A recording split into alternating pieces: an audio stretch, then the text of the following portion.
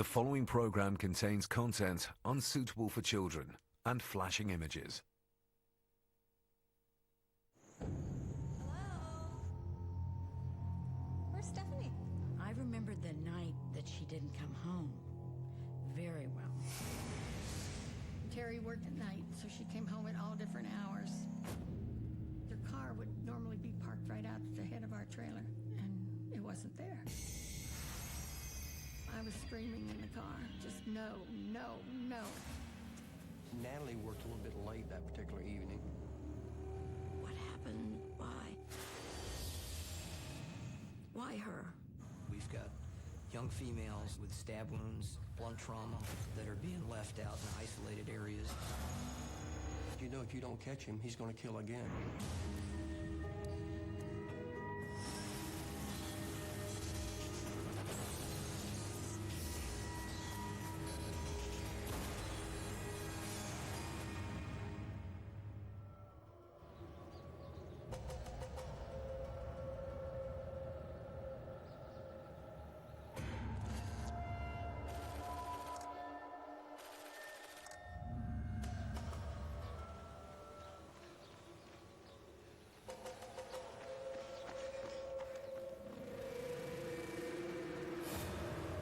Jogger found her out on an early run. First thing in the morning, before a lot of people even woke up. I responded up there with a team of detectives. Finding a body that was literally dumped out the side of the road hastily with these mortal wounds that had occurred, very alarming at that point. It did not appear that she was killed at that location because there was no sign of a struggle. It was obvious that this was not natural in any way or accidental, that this was a homicide. The city of Tampa is no stranger to violence, but this is different. A young woman viciously attacked. Detective Craig Latimer knows he must catch her killer fast. First, he needs to find out who the victim is. She had not been called in missing. I think nobody was really alarmed at that point. There's no ID on the body, but the victim is wearing a uniform from a fried chicken franchise. Canvassing the chain's restaurants, police finally put a name to the victim. She's Natalie Holly, a 25-year-old night manager at the popular chain. Now they have the grim task of telling her family Natalie won't be coming home. He said, your sister's been murdered. Your mind takes a beat. And things slow down. And she was curly-haired and beautiful, and of course she was special to me. She was my little sister. Natalie was very intelligent. She was very well educated. She had a good personality. She loved life. She was an independent soul. Later that evening, the next piece of this awful puzzle falls into place.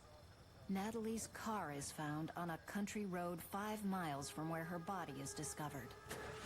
The car cranked when we got it, so it wasn't like it had broke down. So there was a mystery about, exactly, why did she pull over sometime after midnight? There's a lot of speculation. What happened? Why? The questions keep coming and coming and coming and coming and coming. Why her? By the time the story reaches the papers, Natalie's death is overshadowed by a much bigger tragedy. Unfortunately, that's the same day as the Challenger disaster. I can vividly remember looking at the newspaper article, and it was about that big. And I attribute that to the Challenger disaster. No press means few leads. Police are at a loss to explain why anyone would want to kill this popular young woman. The medical examiner couldn't find any indication of sexual battery. We looked at her background. There was nothing unusual that seemed to make her a high-risk victim. Detectives learn Natalie is last seen closing up the restaurant where she works nights. We immediately went to the store, started checking The night deposit was still there. You know, there was no money missing. It wasn't an apparent robbery at that point. As in any investigation, you want to find out who are the victim's friends, you know, who might have done something like this. Hey folks, how are you? There you are. Enjoy. Natalie was dating a manager from the business, and that was kind of not supposed to be going on. And so he was very reluctant to admit things that we already knew, which made him very suspect, obviously, at that point. Does Natalie's boyfriend have something to hide? Usually helps me, tally up. Detectives talk him into taking a polygraph, and he passes. Ultimately, we were able to totally clear the individual.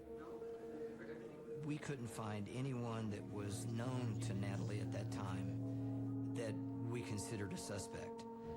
So it became pretty clear, and from early on, that this was a stranger-on-stranger type situation. This is the toughest kind of murder to solve. Despite efforts by her family and the police, Natalie's murder never catches fire in the press, and the investigation runs out of steam. The case goes cold. 10 months pass. Then another horrifying event. 17-year-old high school student Stéphanie Collins goes missing. I remember the night that she didn't come home very well. Stéphanie had choir practice that night. I was working until 6. And when I got home from work, she wasn't there. Where's Stéphanie? And she was grounded because she'd gotten into some trouble. You know, I didn't panic then. As a matter of fact, I went to bed at 10 o'clock. I thought, well, I'm going to lay down. She's going to come in. She's going to be in more trouble, but she'll be here. But I didn't really go to sleep. And about an hour later, I thought, okay, something's not right. She's not home. No, it was definitely not anything that Stéphanie had ever done before, and we were concerned. These little alarm bells started going off in my head, and so I started calling around, best I knew, her friends that might know where she's at. I remember talking to the principal of the school. Nobody had seen her, and they hadn't seen her at choir practice. So then I knew something was not right. So I called the police. It was written as a missing/runaway juvenile designation at the time. A mother's intuition tells Donna Stéphanie's no runaway. After a frantic night, she takes matters into her own hands and goes looking for her daughter, starting with her after-school job. She worked right around the corner from where we lived. And quite truthfully, I didn't know where else to go. I remember finding the car. It wasn't locked. Her keys were on the floor mat, which was strange. And then I knew something was wrong. You know, your gut tells you this is not good. I went in and talked to the store manager. He remembered talking to her around 4 o'clock that afternoon. She came in because she wanted to ask him if she could have more hours for Christmas shopping. And he told her yes, and he saw her walk out the store. And that was the last he saw of her. I was terrified at that point. I said, I don't know where she is. There's no reason for her not to have been home. I was in a state of shock. And we called the police again, and they came out, and it kind of escalated from there. Stéphanie would never leave her car willingly. It's her pride and joy. 2 abandoned cars, 2 young women. Where is Stéphanie? She was fun-loving. She was outgoing. She had lots of friends. She loved to sing. And she was excited about life. She was excited about her future. This was not a runaway. She was a wonderful child, a wonderful student, a wonderful young lady. So the red flags just went up and went up really big. Police now believe Stéphanie has been abducted. What's really troubling, she just vanishes without anyone noticing. We thought, how in the world can someone be snatched right out of the middle of a parking lot, especially in that area where it's highly populated? And that was disturbing to us, that no one saw any kind of struggle or anything else. We put homicide detectives on it right away. The office pulled out all the stops, helicopter, volunteers, search parties, everything in that particular area. And we had no clue where she disappeared to. It was really, a mystifying case. Your father and I want to send our love to her if by chance she might be able to hear us. The people where Donna worked at had made up 5,000 flyers. That was just the beginning of a campaign to try to get Stephanie's picture and her story out to the public, to let everybody know that she's missing and help us if you can. The outpouring is overwhelming. Candlelight vigils are held at Stephanie's school and church. The memorials have an unexpected impact. We received a tremendous amount of leads on that case. There was hundreds. There were sightings that took place all over the United States. Actually, it wasn't just in our area. They were all being run down, but every time they turned into a dead end. We just drove roads, just not sure what we were looking for, but just driving around, seeing if something would make sense. But of course it didn't. Your mind and your heart don't let you give up hope. It just doesn't. You're going to go as long as you can, and with believing that she's going to show up somewhere. The forefront of my mind is, where's Stéphanie? You need to come home. Where are you?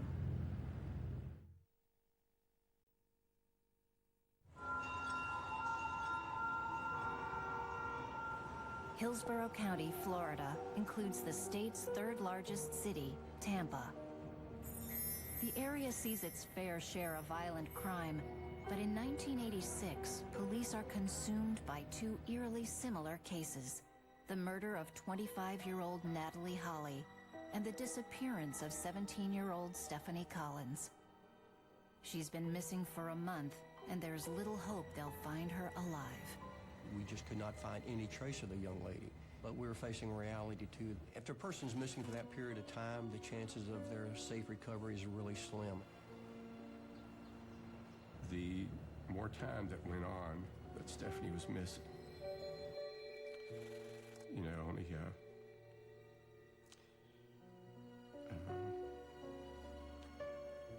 confirmed our fears that something bad had happened. Young women in the Tampa area are suddenly reliving a nightmare. A few years earlier, notorious serial killer Bobby Joe Long abducted, raped, and killed at least 10 local women. A, B, C, D. I pull over, they get in, I drive a little ways, stop, pull a knife, a gun, whatever, tie them up, take them out, and that would be it. Bobby Joe Long is on death row. Do Hillsborough police have another monster on their hands? Perhaps a copycat? The first thing I thought of was, we've got another problem here for sure. That possibility shoots way up when a third young woman, 26-year-old Terry Lynn Matthews, goes missing in neighboring Pasco County. Terry worked in Tampa at the bank at night, so she came home at all different hours. We had a pact where she would call. Hello? Hi, honey. Okay. And that way I knew she was leaving work. She called. I went to bed.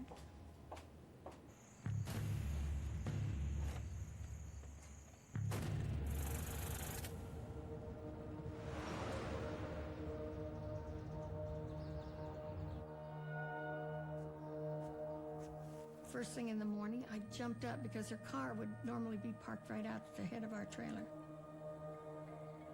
And it wasn't there. Because I figured she'd spent the night somewhere with Gary, the boyfriend. I always told her, I said, there's nothing to do after 2 o'clock but get in trouble.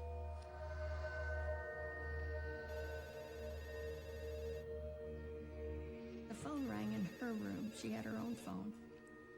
And it was Gary, and he asked to speak to Terry. And I heard my husband say, Gary, she didn't come home last night. And I started crying. Gary said, I'll get in my car and backtrack and go see. Gary heads for the post office where Terry always stops on her way home. When he gets there, he makes an unnerving discovery. He said, I'm at the post office and her car's here and the door's open. And the lights are on, everything. And her wallet was laying in the seat. I said, call the police.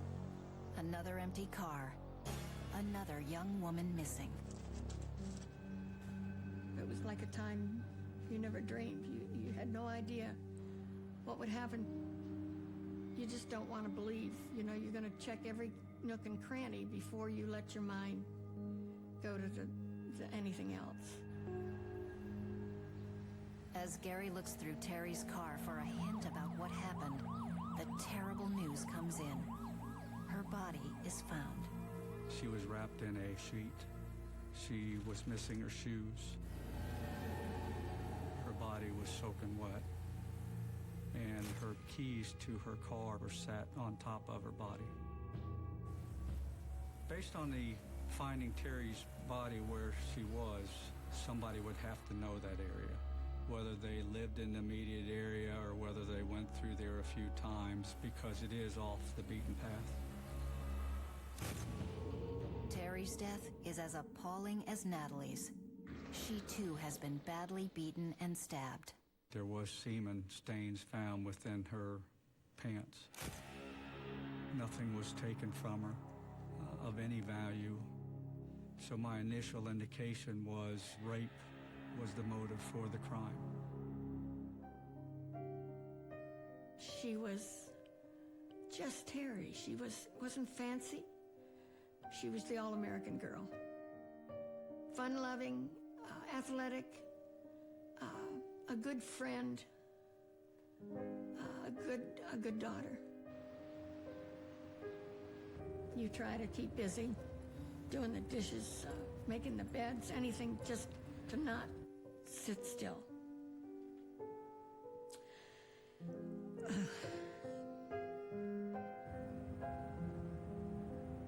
I spent a lot of my time in my vehicle riding up and down a highway looking for her shoes, because she had no shoes when they found her.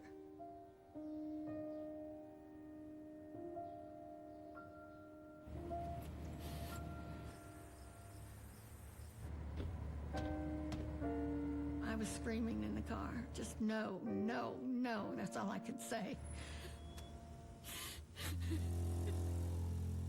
As police look for clues at the Terry Matthews crime scene, less than 40 miles away, there's another gruesome discovery. These Port County work crew, they find this horrible, decomposed body of this girl just on the side of the road. It was pretty shocking. We get a phone call that a body's been found up in the northern part of Hillsborough County. She was totally wrapped up in some towels and blankets when we found her. It was Stéphanie. There was decomposition, obviously, that led us to believe that, you know, she probably had been murdered shortly after she was taken. Stéphanie had severe blunt trauma to the head. There was 8 or 9 different areas that the medical examiner said would have all caused death. Craig Lattimore came into the office and said that they had discovered a body over on Morse Bridge Road. He thought it for sure was Stéphanie. And he wanted me to go with him to break the news to Donna.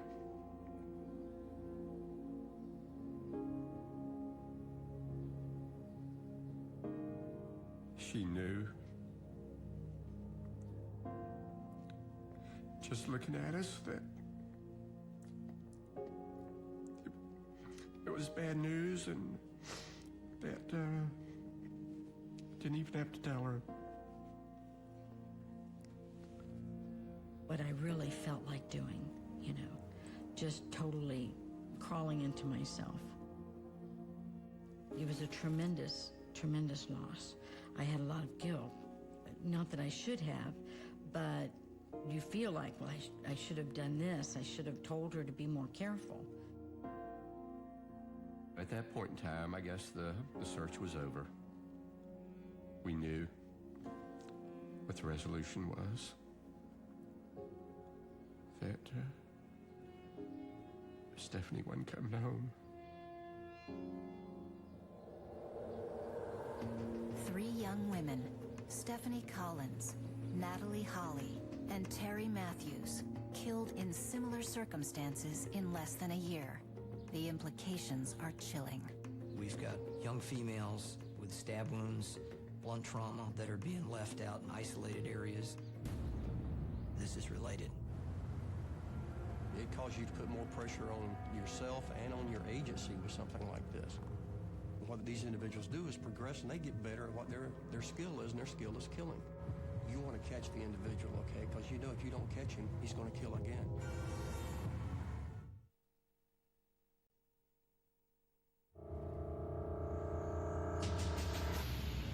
Nothing breeds fear in a community faster than a serial killer on the loose. Police in Hillsborough County, Florida will stop at nothing to bring an end to this killing spree. When you're involved in a homicide of this nature, that's all you think about day and night, is resolving the case. All of the leads in the Natalie Holly and Stéphanie Collins murder investigations hit a dead end. There was no direct link with anybody that we could find right off the bat that, could have done this. The Terry Matthews case offers detectives their best chance of stopping the murder spree. A security camera at the post office where they find Terry's car may give police a glimpse of their killer. I got really excited, I remember, because I thought, oh my gosh, finally we're going to get a break. You saw Terry starting to leave the post office, and she would hesitate for about 2 seconds before exiting the post office. Nothing seemed to be awry at that particular time. And then we have her just vanishing. And that was the last we saw of Terry. Terry Lynn Matthews was very security conscious, we were told by the family. The post office had an entirely glassed front, and our mailbox was right inside the glass door. We had a rule that if there was another car at the post office, she was never to stop. Forget the mail, don't worry about it, just don't stop. Go right back and get in your car and leave. Terry didn't get a chance to do that. Mail was scattered around the ground. It gave the impression that she never made it into her car, that she was taken right then and there in the parking lot. The medical examiner finds bruising on her wrists, which gave the indication that at some point she did fight the killer. And through the struggle, dropped the mail she had in her hand. There's one piece of evidence near Terry's body not found with the first 2 victims. The one thing that was just spectacular was the tire tracks that were there. The ones that were on there were commercial, so we were able to limit it to certain vehicles. Police pour through catalogs and determine their truck tires. They had good depth on the tread, which would indicate that they were low mileage. We spent a tremendous amount of time going all over the Pasco-Hillsborough County area to people that were distributors of tires and trying to link any tires that were sold out there. Detectives look for someone who bought these tires in the past year. I had a couple detectives that were just systematically going through these different receipts. I found out they're pretty common. The tire tracks won't lead police to the killer. A lot of investigation took place, a lot of interviewing took place, but the case went nowhere. There was nothing new that could contribute to this. That's how cases start to get cold. With Terry's case, it was pretty obvious that it was a stranger that committed her murder. Most homicides occur by somebody known to the victim. In this one, there couldn't be any determination at that point, and that makes it extremely difficult. Whose car was this? There comes a time that you got to shut it down because crime continues even after these murders occur. It does become very frustrating. Everybody knew there was somebody terrible out there, and then it seemed like it just sort of faded away. Violent crime in Hillsborough County is on the rise, but the police budget is not. 5 months after discovering a serial killer's third young victim, police make a tough choice. They need to scale back this investigation and focus on other murders plaguing the community. Pretty soon the months rolled into a couple of years, and no closer to solving what happened and who did it. I didn't know if it was ever going to be solved. You kind of, after time, think, we're never going to know who did this to her. In the spring of 1990, 4 years after the killings, Detective Gary Kling tackles the cold case murders of 3 young women. He goes back over hundreds of documents and finds an intriguing report, an FBI profile of the killer's personality. And what was very unique, at the very end of the profile, it mentioned that it was highly likely that somebody outside of the killer knew about the killing. And if we were able to locate that person and get them to talk to us, it might be a key in solving the case. It just takes one phone call. One phone call can break a case for you. 2 months later, they get that call. 1,000 miles north, an anonymous tipster tells Indiana Crime Stoppers he knows a woman with information. Is this Detective Baker? And he said she had commented about her ex-husband killing a girl in the Tampa Bay area. And he described her as the chicken girl. We said chicken girl, and we started looking back and said, Natalie Holly. She was kidnapped and murdered after she left Church's Fried Chicken. So immediately that struck a chord with us. It takes more than a week for detectives to pull all the pieces together. Hoping this is the break they've been waiting for, they rush to Indiana and bring in the woman the tipster identified. Her name, Cheryl Covey. Cheryl was shocked when we brought her in. She was hesitant. She seemed to be concerned for her safety. She began explaining the situation with her ex-husband and the fact that he was in prison for actually kidnapping and raping a young woman in Indiana. Her ex-husband is Oscar Ray Bolin. She began to tell us what he had told her and what she had actually seen.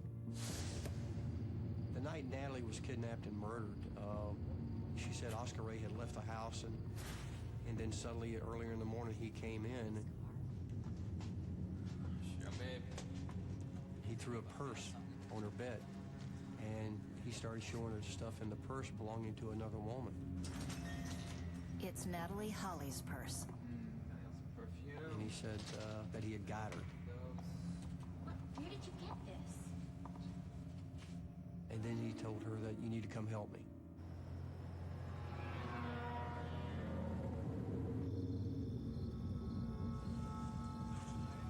So she in fact drove to the scene where Natalie's car was parked and actually watched him wipe the car down for fingerprints. Her story sounds credible, though detectives aren't sure if she's telling the truth. She can just as easily be an ex-wife with an axe to grind. When they challenge her motives, Cheryl comes out with a shocker. This is the break we've been waiting for.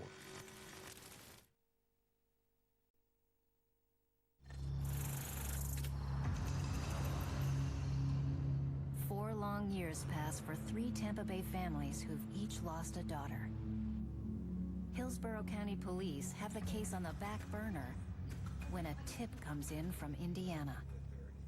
Cheryl Kobe, ex-wife of career criminal Oscar Ray Bolin, is coming forward to implicate him in the murder of Natalie Holly. Then she drops another bombshell. I don't think we realized what was in store for us. She knows about a second murder. She sees the inside of the trailer. There's blood everywhere. He gets her aid in cleaning up his crime. She actually sees a bundle that she thinks is the victim. She actually sees him place it in the trunk of the car, and she rides with him to an area off of Morrisbridge Road where he actually stops.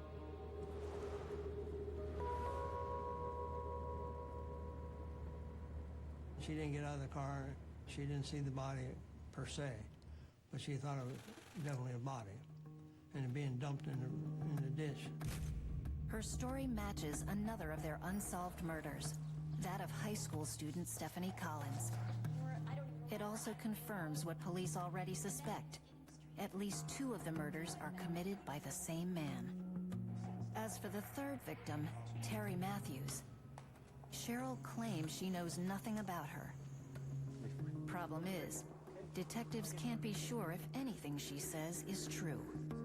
Cheryl is somebody that just seemed to be just getting by, just surviving, and someone that would do anything to survive. When detectives return to Hillsborough County, they scour their files and discover Cheryl's name came up previously in this case. Body left out in the field. In January 1986, police were heartbreakingly close to catching the killer and saving 2 lives. On the night of Natalie Holly's murder, Hillsborough deputy Ron Valenti, on his way to another call, spots 2 cars parked by the side of the road. I noticed the first car had its flashers on, and noticed nobody was in that vehicle.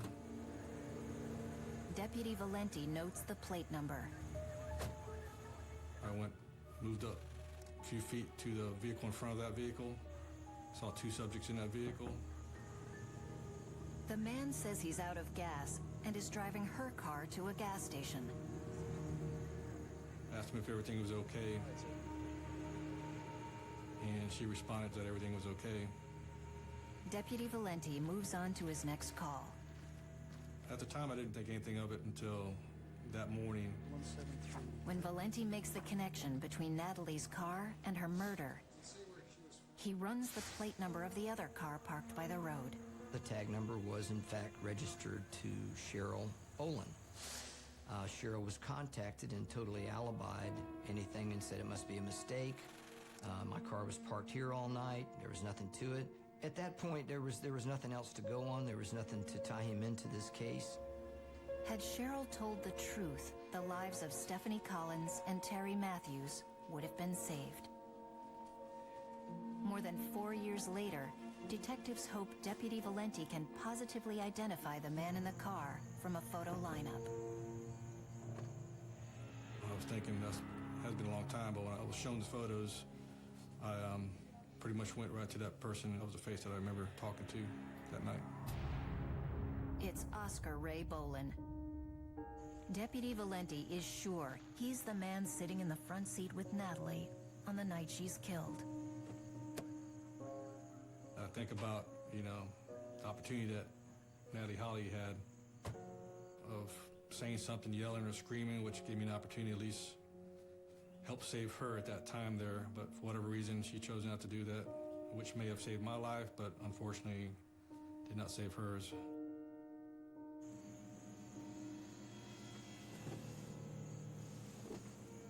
Evidence is piling up against Bolin in the killings of the first 2 victims, but they still have nothing to link him to the murder of Terry Lynn Matthews. They pressure Cheryl again. She gives them another lead, suggesting they talk to Bolin's brother, Philip. Philip was a very big key to our investigation. He was staying in a small travel trailer on his parents' property. He was awoken by Oscar Bolin in the early morning hours. Shut up! There was a sheet covering something and it was making a whining sound. And then he watched Oscar raise a club over his head and strike her in the head several times.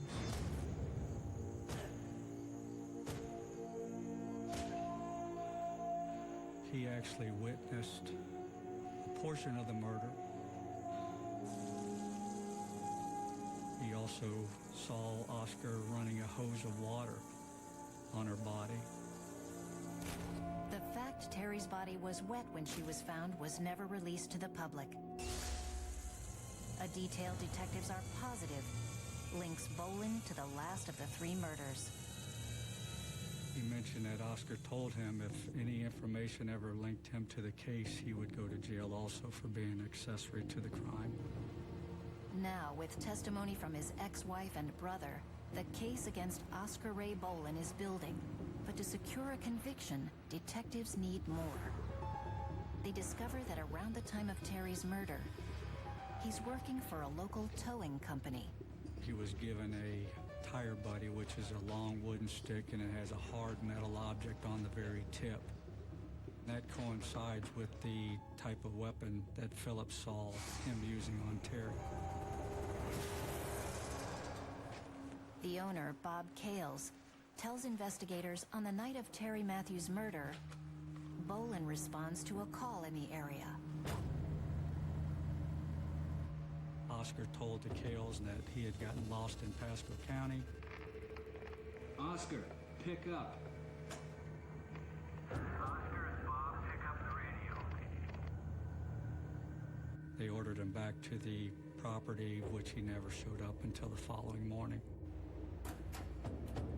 When he did return, he had an odor about his body. He just seemed not himself. Detectives compare the tire treads of the wrecker to the treads found where Terry's body is dumped. It's a match. The final nail in Oscar Boland's coffin. He's charged with all 3 murders. We had taped Cheryl's request for him to tell us what happened to these girls. And I played it for him, and that seemed to upset him. And you got into a little trouble with Texas. They'd like to help you with that if you could. And he just started crying. He was definitely afraid of the electric chair. And he just bawled like a baby. I got the call, could you come down to the Hillsborough County Sheriff's Office? We need to talk to you. They told us that they had found the person that was responsible and that he was involved in other murders. I had no idea that it was going to go on for years and years and years. These were just wonderful people that he murdered and caused tremendous carnage to their families and the community. He made a conscious decision to do wrong, and he enjoyed it. He enjoyed the intimidation and the fear he was able to invoke in these victims. By far, it was the most heinous crime I've ever become involved in. The toughest case I've ever worked and the one that had the most impact on me. I know. I'm Oscar, the new driver. There's one more victim in this tragic case.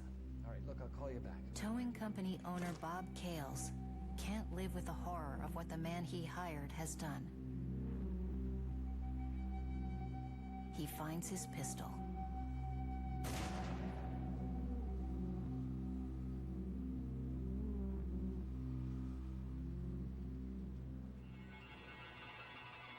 As Boland stews in his cell, he concocts a bizarre plan.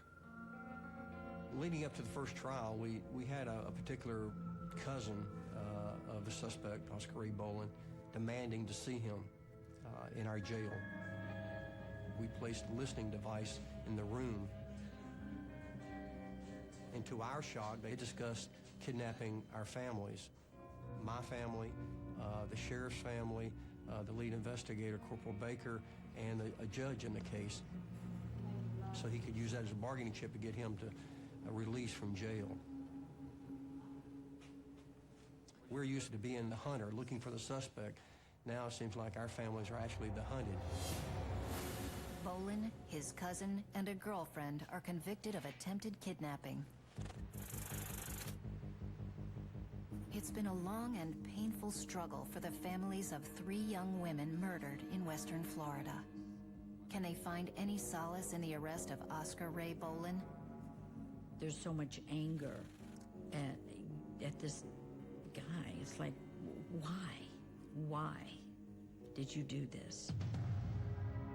On July 8th, 1991, separate trials for the murder of Natalie Holly, Stéphanie Collins, and Terry Matthews begin. All you could think of was, what were you thinking? What was going on in your head during this? You really didn't want to meet this guy's eyes. There's just something kind of flat and dead and cold. I never saw anything that looked like remorse. 3 grief-stricken mothers make their presence felt each and every day of the trials. They sat with each other, and they seemed like they were always touching each other. They were always very, very close together on the benches, no matter whose daughter it happened to be that day, that time. But they were just bonded together. Of all the people in the world, these 2 mothers know exactly how I'm feeling. The amount of hatred and disdain that I and the 3 mothers had for him, given the chance, the mothers would tear him apart. There was a lot of pain at what my daughter must have suffered at his hands. I would love to be able to put what happened to Stéphanie behind me and not have to deal with the sitting in a courtroom listening to someone testify about how her body was dumped like a bag of trash along the side of a road in the middle of the night. I don't want to have to think about the terror that girl went through. And that's what the trials do.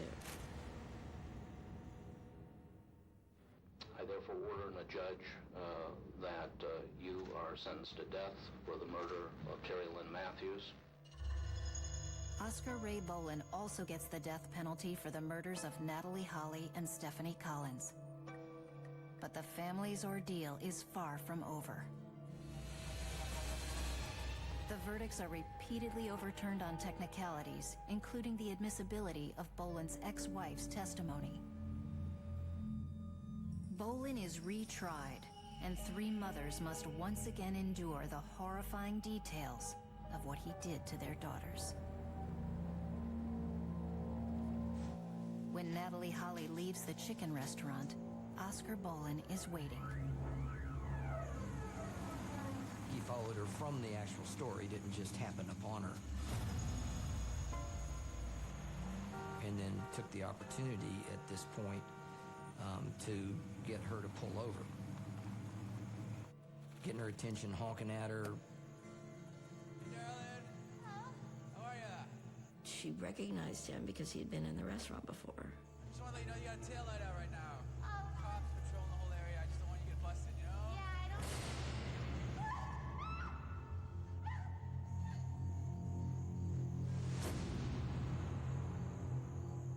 Within the hour, she's dead. In Stéphanie's case, you have a 17-year-old girl. She comes out. She's confronted by this individual.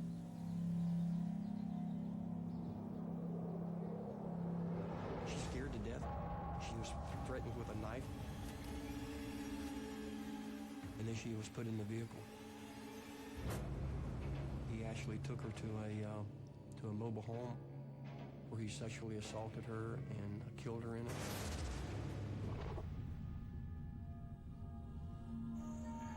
Terry went into the post office, got her mail.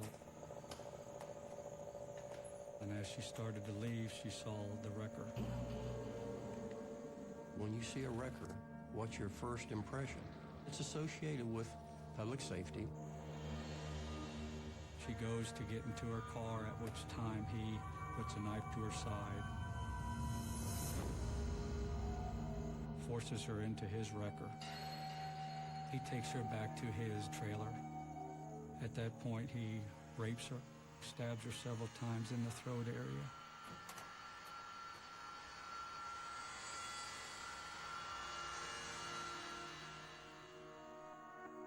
10 years after the first trial began, another round of trials. The mothers are still there. These trials end with the same result.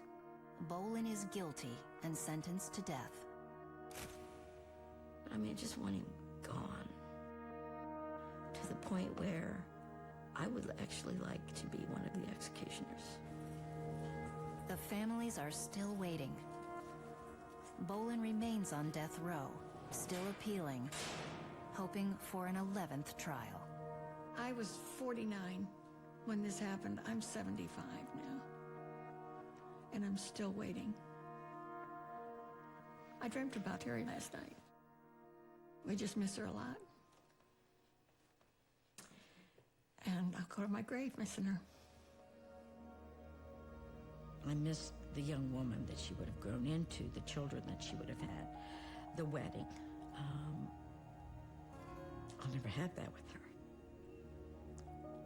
You know, she'll forever be young in my mind because that's the memory of her that I want to keep with me.